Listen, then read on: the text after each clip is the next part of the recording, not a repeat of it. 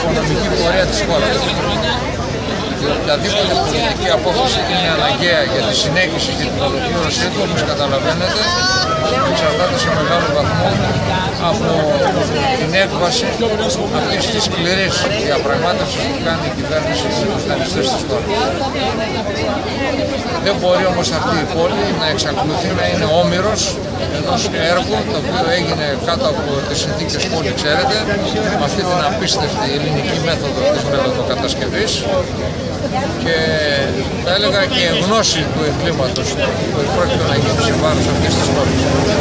Το στοιχειώδες που έχει να κάνει η κυβέρνηση είναι πρώτα-πρώτα να αποκαταστήσει τις ζημίες που έχει προκαλέσει στους επαγγελματίες αυτής της πόλης, να αναλάβει τις υποχρεώσεις τους και βέβαια να προχωρήσει την ολοκλήρωση του έργου, γιατί δεν μπορεί η πόλη να είναι όμηρος του έργου. Μιας και αναφερθήκατε στη δύσκολη διαπραγμάτευση που είναι